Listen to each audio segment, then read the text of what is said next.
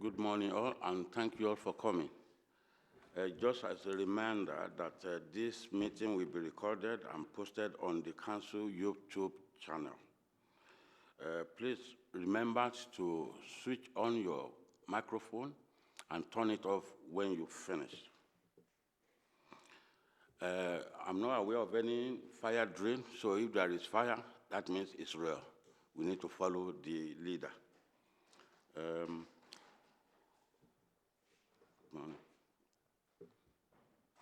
Please, at the same time, put your phone on silent so that we will be able to conduct the meeting effectively. There's no apology for absence, except that we are expecting an officer to, oh, he's here now. I haven't got any urgent business. Can I ask members to declare any declaration of interest from members? No? Right. Minutes of the last meeting. And this is not the first time members have questioned or query or clarify the minutes. So on that basis, can I call on Councillor Joe van der Broek to, speak on that before we can agree the minutes? Thank you. Hi. Thank you for the minutes. They were very comprehensive and perhaps just, it's hard to get this right, almost too comprehensive for me to really remember exactly. It was almost as if they were verbatim. And there were a couple of places where it looked verbatim and I wasn't 100% convinced about whether it was right. There was something about the Audit and Risk Management Panel, and it was called the Armed Risk Management Panel. There was also something about, it said something about Pacific companies, and I think what was meant was probably specific companies in the context. I couldn't remember for absolutely sure. So I'm just wondering whether a little bit more. And I know that writing the minutes of these meetings is really, I'm glad I'm not doing it, I must say. But a little bit shorter and a little bit more, perhaps checked a bit, because there's also a little chunk in there which looks like it probably came from a recording, an odd paragraph near the end that's just a verbatim piece. I think they probably do need a little bit more checking. And if they can be just a little bit shorter, I know, to work out which are the important bits is almost impossible. I get it, but I found them quite hard to read. Thank you. Are there any other questions? Yes, Councillor Gardner. Just to follow on from that, I absolutely agree they are too long, and probably we don't need verbatim minutes, as it were. But there's a particular paragraph, the third paragraph in 8 on page 17, which just sort of seems to be plucked from nowhere. I think Councillor van der Broek referred to it, but I do think it's important to focus on the decisions that we take as a panel. We don't necessarily need a verbatim account of everything that's said.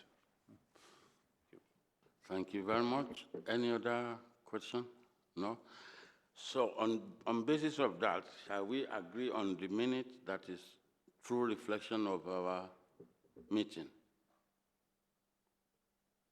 Do I sign the minute off? Can we make those corrections? So in relation to taking the third para out of 8, arm being on the following paragraph, the fourth paragraph, on 8 being Audit and Risk Management Panel, and the reference to Pacific, I assume is meant to be specific rather than Asia-Pacific companies, but right. I can't recall. I do think I do think the accuracy of the minutes is quite important. Yeah. Thank you very much. So I would defer this minute until the next meeting when the corrections are made. Is that agreed? Thank you very much. I hope you members of all councillors send an email out to all councillors regarding response from London Chief regarding Palestine. I believe you have seen that. I sent it to our council about 2 weeks ago. So that will help us in a way of answering some of the questions that is being asked. Was sent by Jane on my behalf.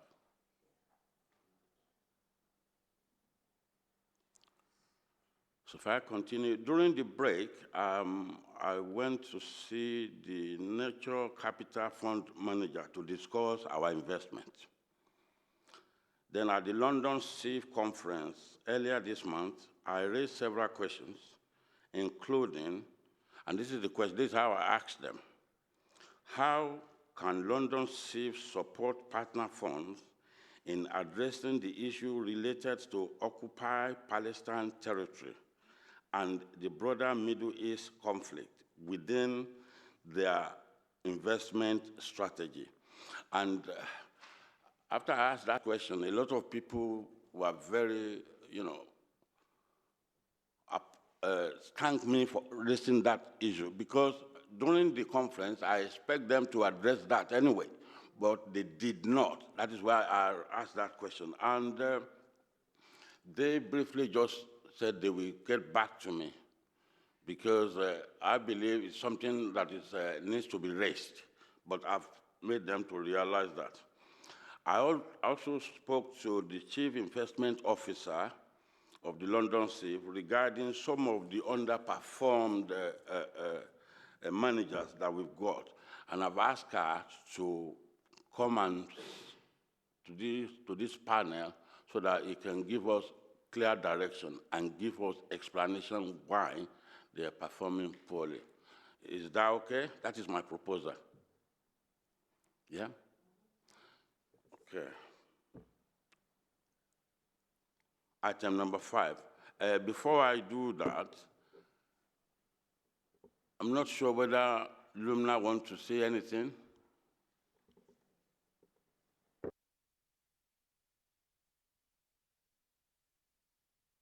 Thank you. Yes, I just wanted to ask if there was any response also to the union. As we know, Unite Union Greenwich had put forward a request asking to meet with the council to discuss the demands as they passed a motion calling for full, immediate and permanent divestment. So I don't know if a meeting has been made yet, but as you're probably all aware, more than 600,000 Palestinians are now being forced into a concentration camp, shot dead in their death trap as they try to get food. I think urgency is beyond that now. Over 2 years of this, we need clear action to be taken, definitive action. We need a response. The ICJ have also made their ruling. Unite Conference have now supported full BDS as well.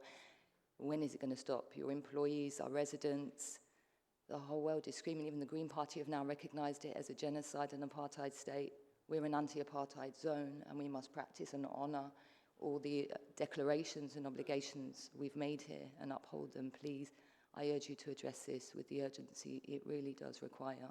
Thank you. Thank you Very much. In response to the email, they did not send the email to me directly. They sent it to the leader.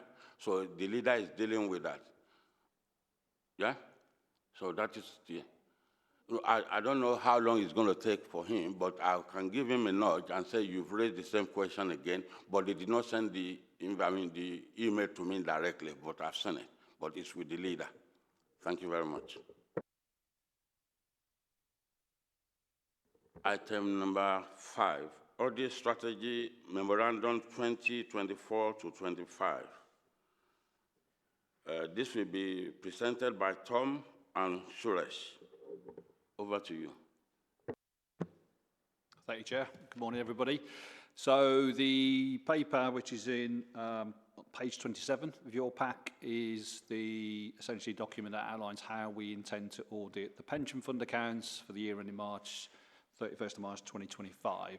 You'll see from the front page that we actually presented this to the Audit and Risk Management Panel in June. So I'll let Tom just tell you a bit more about the detail, but we can also update you on materiality because the council did publish its draft accounts, I think a couple of weeks ago. So we've now got the actual figures that we can use for materiality. But I'll let Tom give you a bit more detail. Thanks, Suresh. Page number 14 of our pack is where we consider materiality. I think that's page 40 of the pack here. So just as a reminder, we define a misstatement to be material where it might influence the economic decisions of the users of the financial statements. So we have set the overall materiality at 1% of the net assets, and this has been slightly updated following receipt of the draft financial statements. So you'll see on this page that it was set in line with the prior year audited financial statements at 16.9 million. That has now been revised to 17.5 million. The performance materiality, which is a lower threshold we set in order that we don't miss any misstatements, and anything above that we would ask for the figures in the financial statements to be adjusted.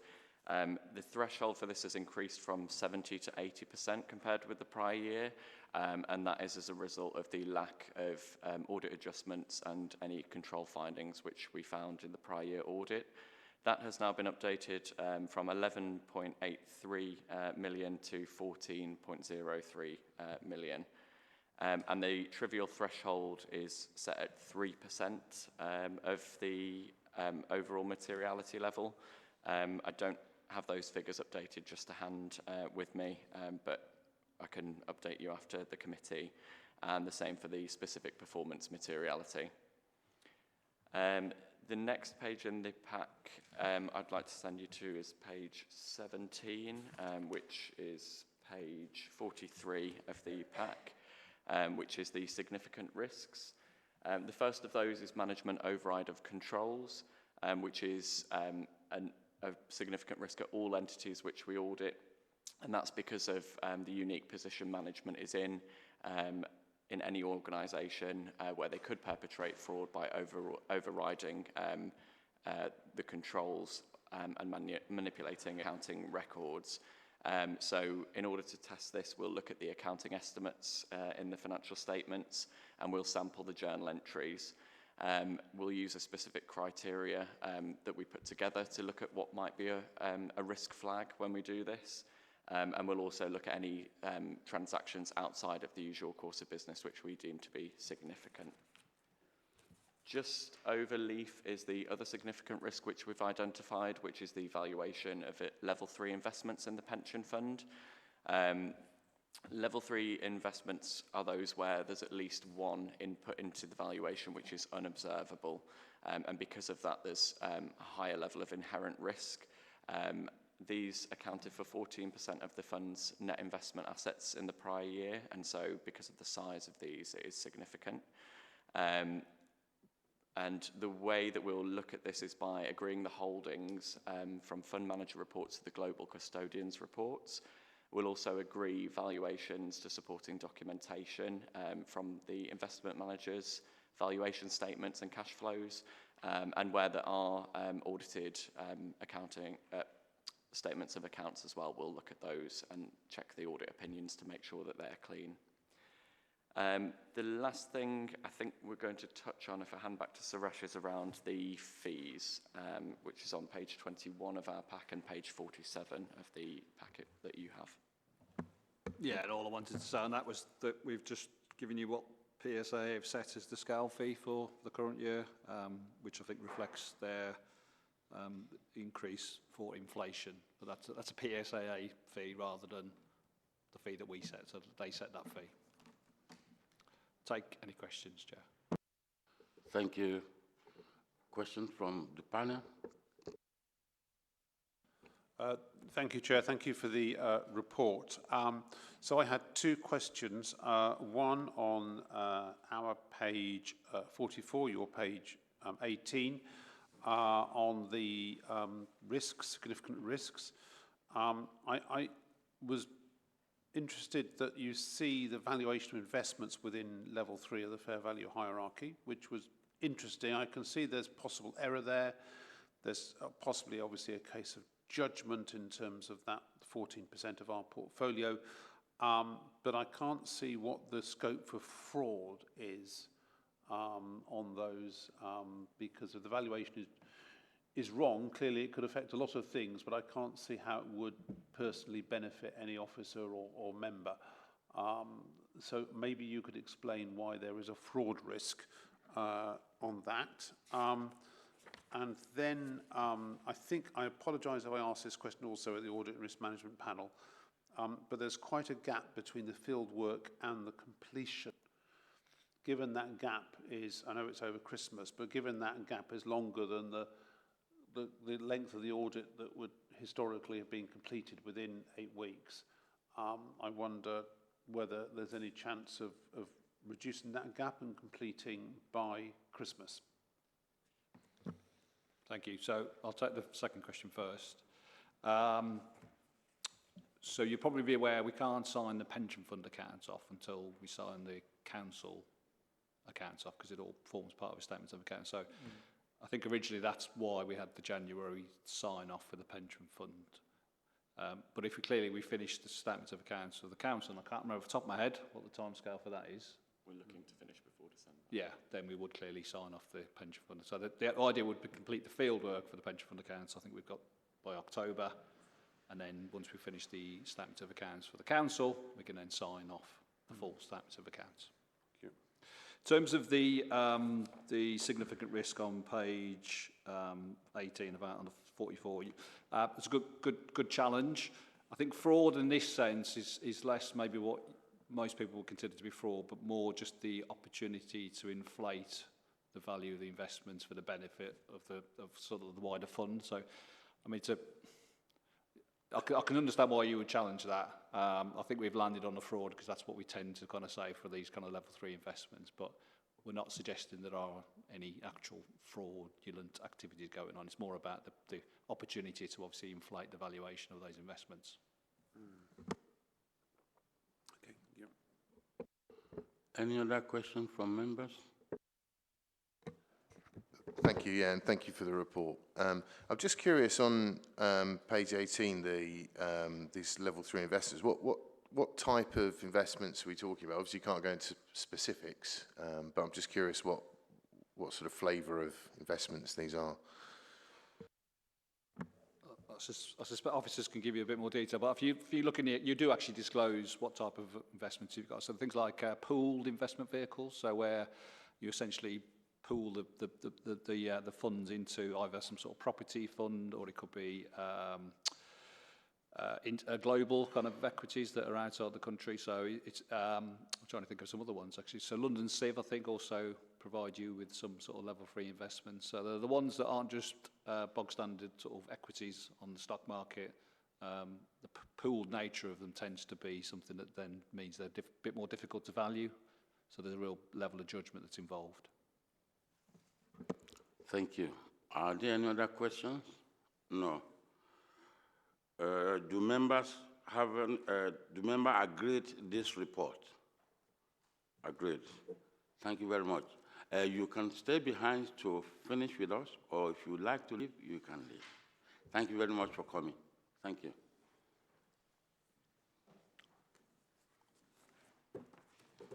Right.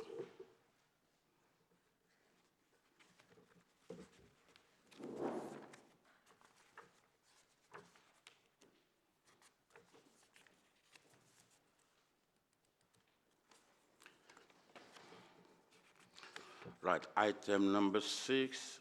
This is the business plan for 2025-26. I will hand over to Julian to, give us an update or explain what we're expecting for next year. However, let us remember, members, that the away day is not on this plan.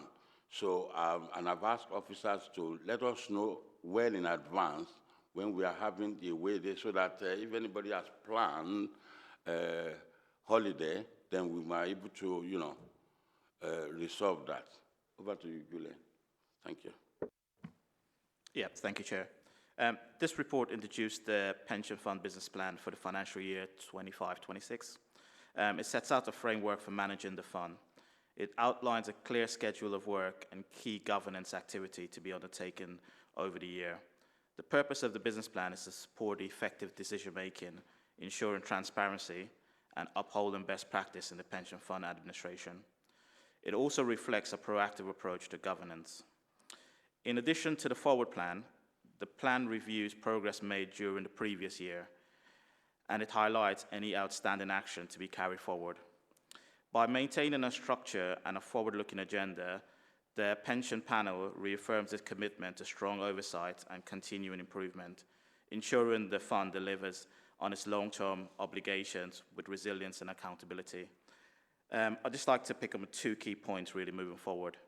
The first one is the fund will be going through a significant change which will generate a number of work streams. Kenny will highlight this in a bit more detail in item 7, but it's note that some of the agenda for going forward we haven't put that in at the moment because we just don't know what needs to be included. So there might be additional dates and other work streams to be added as we go along the pension bill. The second one to mention, Chair, is the significance of the triennial evaluation year. So this year, we're going through valuation. This happens every 3 years.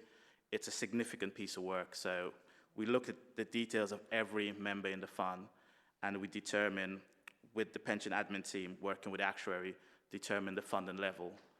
The funding level will help us to set the asset strategy. So as part of it, Kenny will do the work on asset strategy. So for example, if the funding level is down, we might look to have more growth assets. We have a change in our asset strategy. If, for example, the funding level is up, we might look to have more protective assets in that.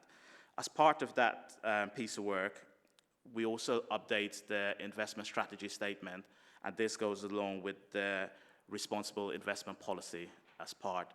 This was outlined, I think, in March when we discussed the progress paper. We explained where we're going to review the investment responsibility policy paper. I'm happy to take any questions, Chair. I think on that, Councillor Gardner has a question to ask.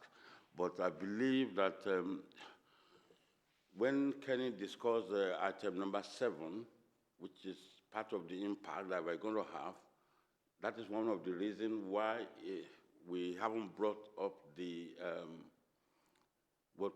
action plan we agreed on. But I know you will ask that question, so please go ahead and ask the question. Thank you, Chair. And I read the business plan, but I've been surprised, given it was December that we first discussed the responsible investment policy, and we went back in January and March. I've been expecting the new draft, which we broadly agreed, to come anytime soon, and I didn't. When it was with the triennial review for consultation, I didn't realise that was so far off as December. So I'm going to propose if we can actually do the review, and I don't want it to be lost in the pension bill. We need have that in advance of the pension bill, and other local authorities like Lewisham are racing ahead with this. I wonder whether we should. I'd like to have discussed it today, but given it's not on the agenda today, can we discuss the review of the responsible investment policy at our next meeting in September? We've also had, as has been referred to, a petition for 1,000 members of the pension fund, which is not insubstantial. I assume they're working members of the pension fund, active members of the pension fund. So I think we need to respond to that. So if we can discuss it in September, and we've only looked at sort of quite small but important and significant changes, then I think that that allows then good time for consultation. But it seems that there's no reason why we need to wait till December. I understand it's ready anyway, so can't we do it in September? And also in December, we've got the carbon footprint update, which clearly is very important, and we've got the policy review and so forth. So it's a heavy agenda in December, so we could kill 2 birds with 1 stone if we brought that forward and discuss the review of responsible investment policy in September instead. That's my only suggestion, Chair. Thank you, Chair. Can I ask you to note that, and then we look at the framework to bring that up? Councillor Joe. Thank you, Chair. Yes, I very much agree with Councillor Gardner about moving on with the responsible investment policy. I too am concerned. The other thing I'm concerned about, which is being pushed forward to December, is the communications policy. We still do not have any movement at all in having a clearly written newsletter or something to all members of staff, not just people who are already members of the pension scheme, but people who have decided not to be members of the pension scheme. And I do remember somewhere there was some concern that this would be seen as giving financial advice. I am absolutely convinced it can be written in a way that is not seen as giving financial advice. If it's coming from people who are currently members of the pension scheme or people who are having their pensions, nice little stories about how, you know, they're so pleased they joined when they joined and they've got this kind of pension, is not a financial advice. It's showing staff what part of their entitlement. And as I've said over and over again, if we don't make the effort at that end to get the money coming into the scheme, we just need more effort. I think it's simply done. I've seen it done in other authorities. I don't know if Camden are still doing it. They used to do a lovely little newsletter that might be worth finding out whether they still are. Please don't let this be pushed back. I mean, I've raised it quite a few times. The chair has supported me very strongly in this, and we've said we want to do this. And I know it was a question about resources. I seriously believe it's 2 days of somebody's time. I know 2 days, you'd love more than 2 days. I know how busy you all are, but I think a small effort could have quite a big impact, and I think it'd be really good to see. Thank you. I think that question goes to Stewart. Yeah, thank you for your comments. The opinion of financial advice, I don't agree with that. Not saying that you haven't had that. It's something that I don't agree with, and I agree everyone should be told the benefits of the pension fund. It is something we are working on. We're working with our software providers. We're trying to use modern technology to give the benefit rather than having to pay costs and post things out. So it is something that is on my agenda to do. Thank you very much. Are there any other questions? Can I agree with the panel that by September we should bring the RI policy in the agenda? That's agreed. Thank you very much. Are members happy to note the draft business plan for 2025-26? Well, agreed? Item number 7 is the pension scheme bill, which I want members to carefully, and I believe you've read them, but carefully listen to what Ken is going to say, how this is going to impact us. And I, myself, I've got a lot of questions regarding that, but what I believe is that this is pending, this is the plan from the government.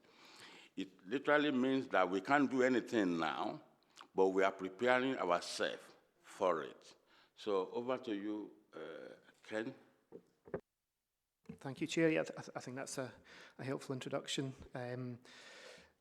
Pension Schemes Bill has been introduced by the government, setting out a lot of what we had expected. You know, there's been a lot of work done by the government in terms of consultation around the changes that will come through in terms of how the assets are pooled, and a lot of that's come through in the Pension Schemes Bill.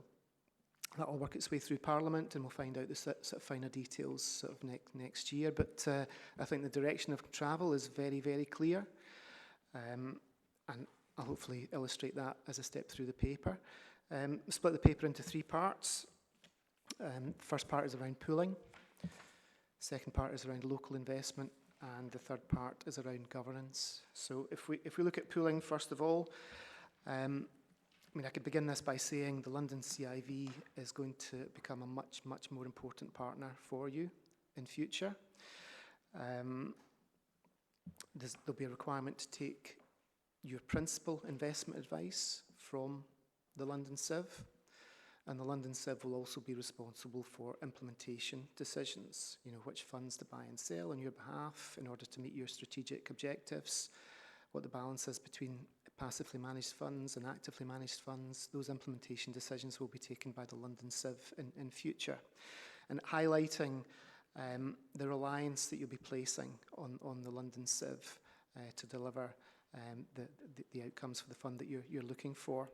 Now, the panel will still set the investment strategy. You'll still have that responsibility, but the advice, the principal advice you'll receive will come from the London Civ in future rather than from Hymas Robertson or any other investment advisor that you would appoint. Now, I know there have been some concerns expressed about the London Civ in the past. In my time, there have been some concerns about recruitment and retention, for example, and the sort of turnover of staff. And we've been keeping a close eye on that. If I could turn that into a bit more of a positive, the push that the government's given on pooling means that the London Civ ought to be much more attractive to investment professionals. There's something there for the London Civ to build and grow and for the organisation to mature. So, yes, there have been concerns about recruitment and retention in the past, but because of the weight and the backing that the government's giving to this project, I would hope and expect that some of those concerns might dissipate in future. An example of a more positive outlook, hopefully, for the London Civ in terms of how it's structured in future. All fund assets have to be pooled by March next year. Now, that doesn't mean we need to sell any non-pooled assets that you have. For example, you've got 3 investments with Fidelity. You don't need to decide to sell those tomorrow and transfer them over to funds that are managed by the London Civ. What will happen is those funds will migrate to the London Civ in time for March next year, and then the London Civ will decide what happens to those funds thereafter.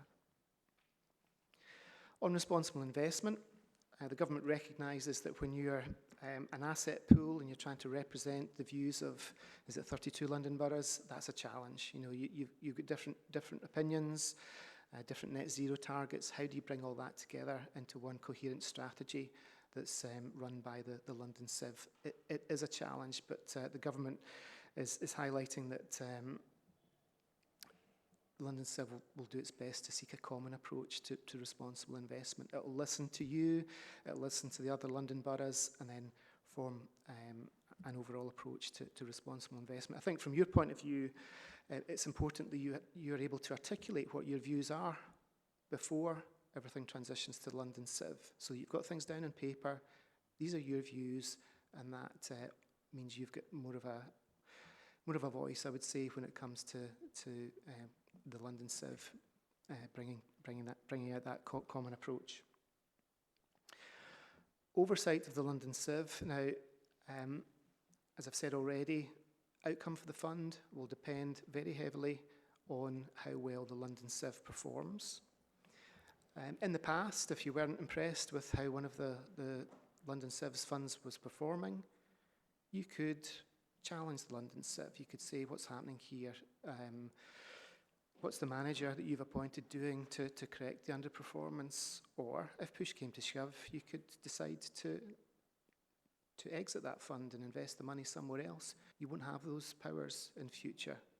A lot of that fiduciary management, as we call it, where the London Civ takes responsibility for how the funds are managed, will fall on the London Civ. And it's important, therefore, that you as a panel and the other London boroughs have oversight of how the London Civ is performing. And remains to be seen what form that will take, but you need to have a proper governance structure, I would argue, to be able to challenge the London Civ, to be able to hold them to account, and to examine what options they have to act on your behalf if a fund is underperforming, for example. Okay, because they'll be taking those implementation decisions on your behalf. There's some points of detail at the bottom here on page 80, which I won't necessarily go into because I don't think they necessarily apply to the Royal Borough of Greenwich. If we look at, sorry, I'll pause there actually before I go into local investment, but any questions on pooling?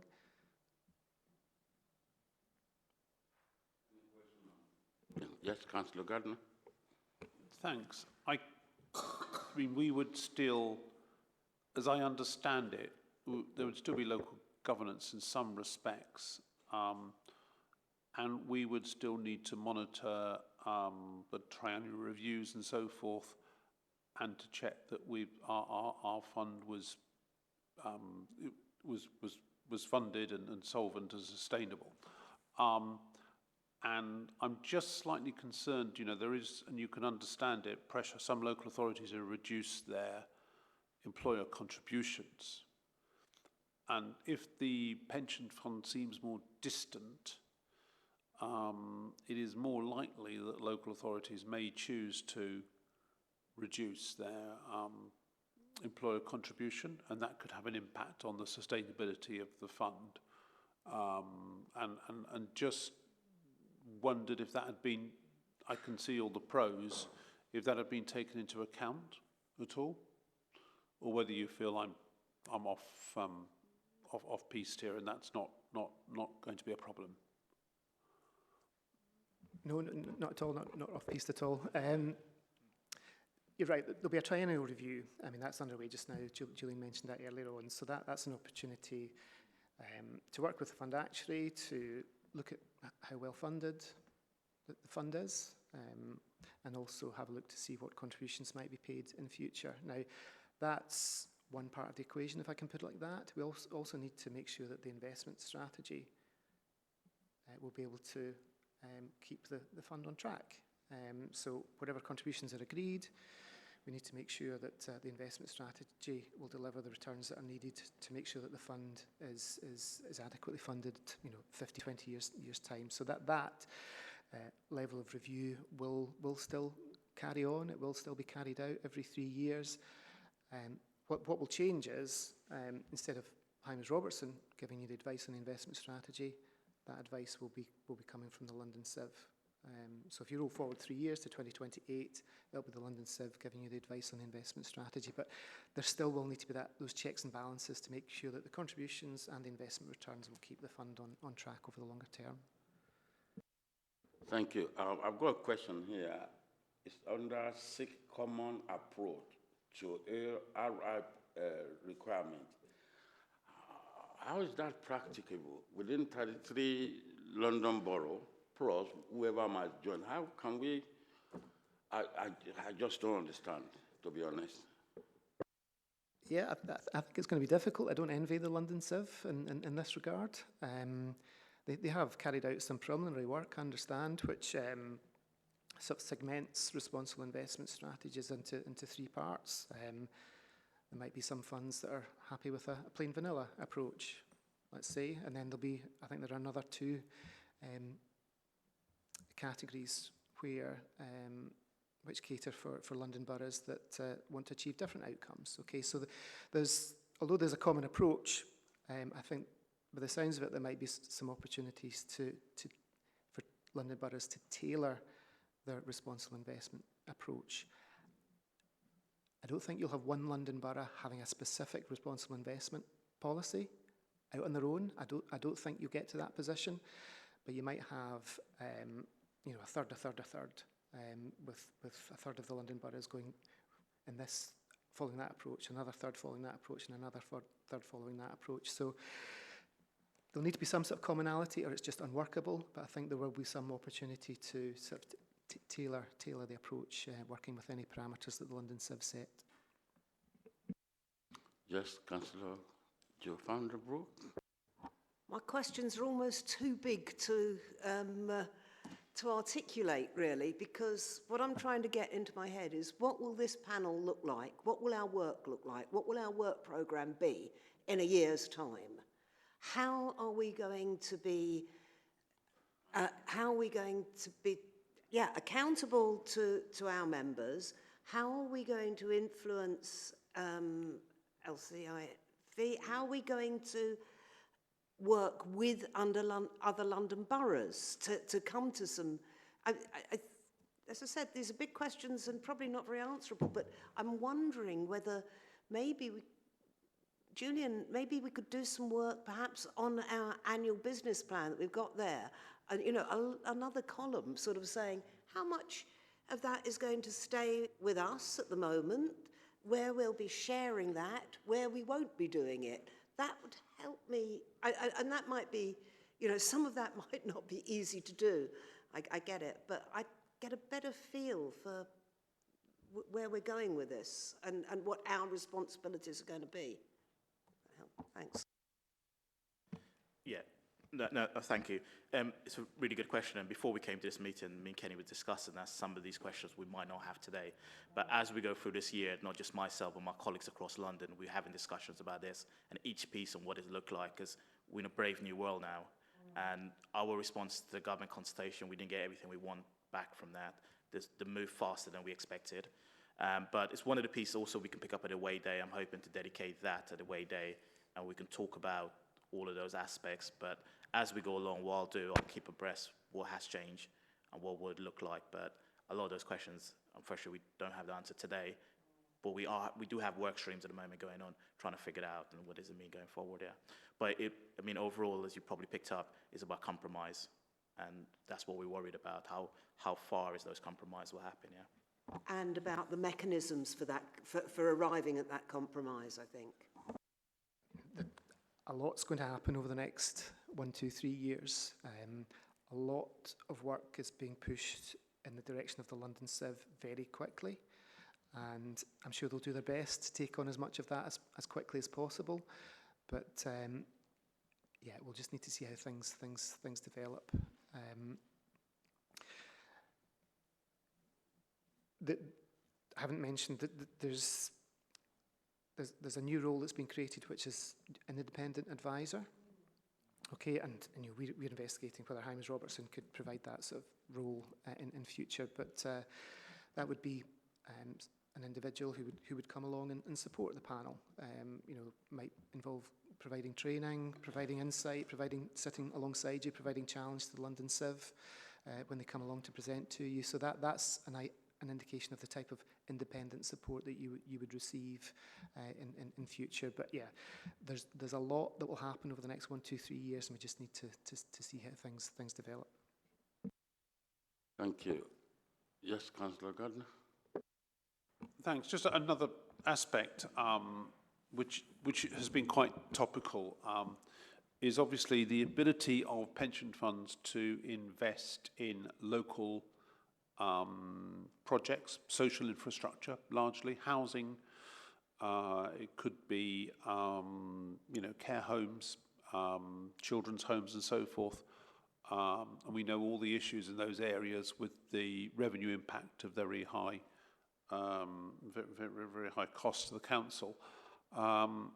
And Greater Manchester has done this to some extent, Greater Manchester Pension Fund, and a few others have. I've always thought, well, it's a good thing in principle, but I'm always worried that there could be too much pressure on the pension fund to invest in projects that then don't bring in the return, and you haven't done the due diligence.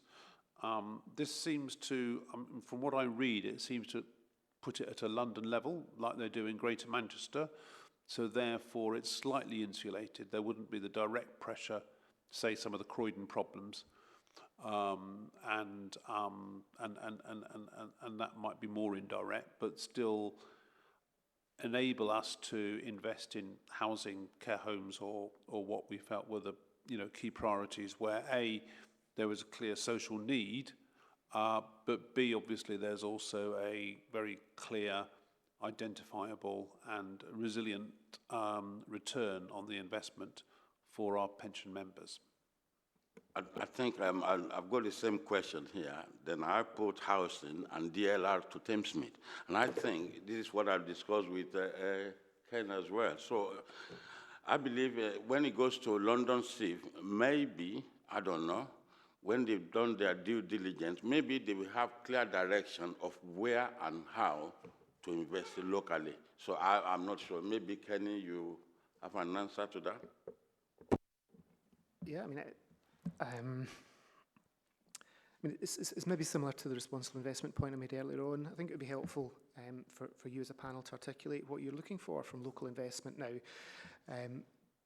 You might not know, I might not know, but we should possibly spend a bit of time thinking about it, and we can sort of send you a questionnaire which teases out views from panel members and how you feel about different things. So that's something that we think would be helpful to articulate before things start moving towards the London Civ. Okay, so you know how you feel about things, and then you can take that forward into the discussions that you have with London Civ.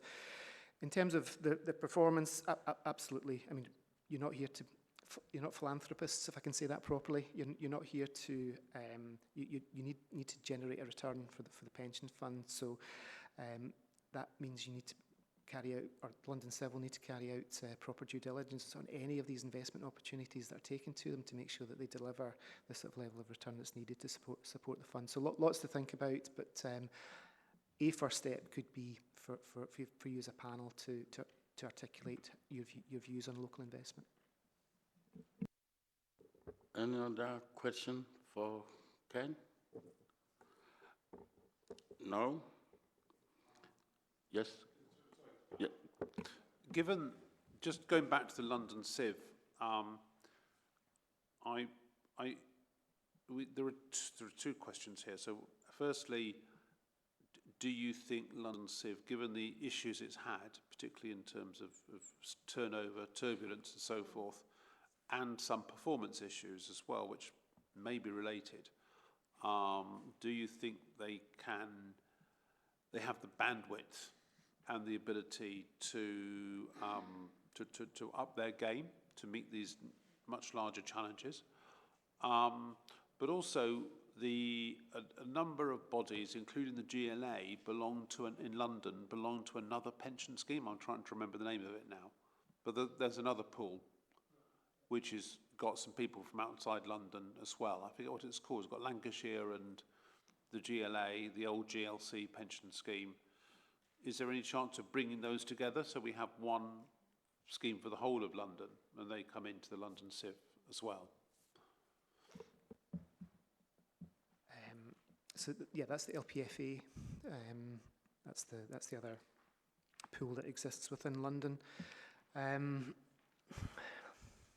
mean, possibly. You never know. I mean, I think at this stage, you probably find the London Civ and the LPFA are in competition.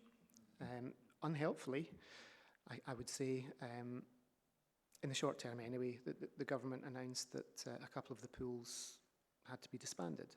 And that means that about a quarter of all the LGPS funds in the country need to find a new home. Some could come to the London Civ. I don't know how likely that is, but some could go to the LPFA. So they're acting in competition in order to attract some of these other funds in order to grow the size of their operation. Okay, so longer term, I don't know, but at the moment, there's a short-term issue where the pools are actually competing with each other in some respects. In terms of your first question, I think the London Civ is and needs to manage things very carefully over the next few years, and I think they are. There's a lot of work coming their way. They don't have a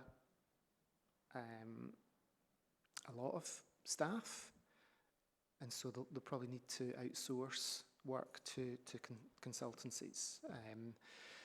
The investment strategy review is something that the London Civ can't do on their own just now, so they'll outsource that work to a consultancy. And it might be, once things are settled down, then the London Civ takes hold of that and runs it themselves. So it's going to be quite a challenge for them, I think, in order to manage this transition. But I think we need to trust that they're approaching things sensibly. They're managing within the sort of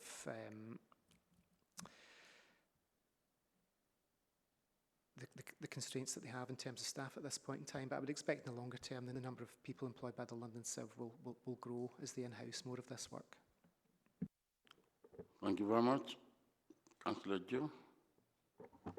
Still more questions I'm sure we haven't got answers to, but sort of following on from that, I mean, London Civ needs more resources to do what they're being asked to do. Part of the rationale for pooling funds, I believe, was to reduce overall overheads. So again, I'm trying to look 5 years into the future and what things would look like here. Are we going to be seconding people into London Civ? Are we going to be being asked to put more resources directly into London Civ and take them out of here? I know these are unknowable questions, but these are the questions we've got to be asking ourselves now, just to start getting prepared, I think. Any ideas, any thoughts on any of this? I'm not sure I'm able to map out the future quite like that. Apologies, but it just highlights. I mean, let's ask Dean along and say what are the plans here. You know, we've got the panel's got a responsibility to make sure the fund is run appropriately. We're very, very reliant on the London Civ future. What are your plans for the next 3 years? How are you going to resource this? What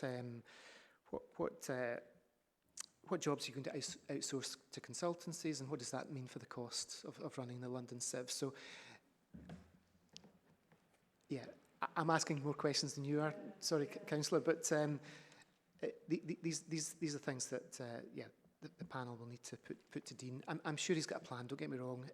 He'll have spent a lot of time on this, working with Andrian as well, mapping out what they can and can't do over the next few years, how they're going to manage the capacity within the team.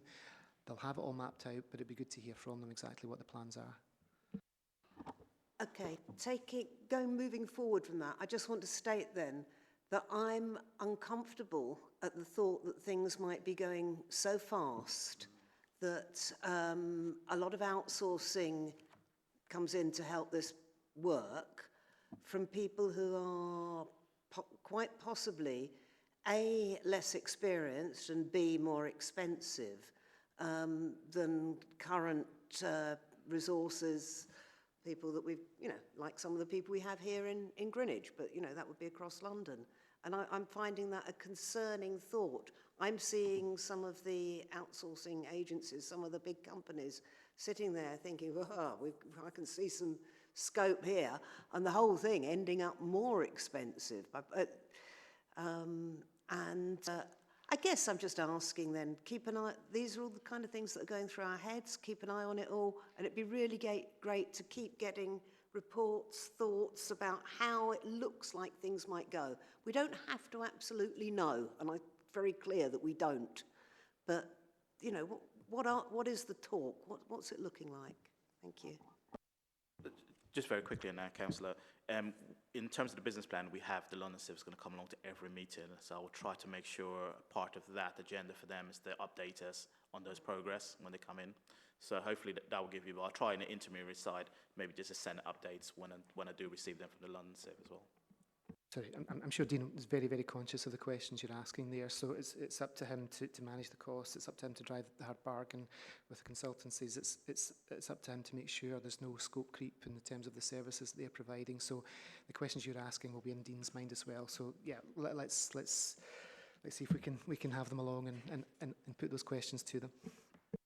Thank you very much. Are members happy to agree this report?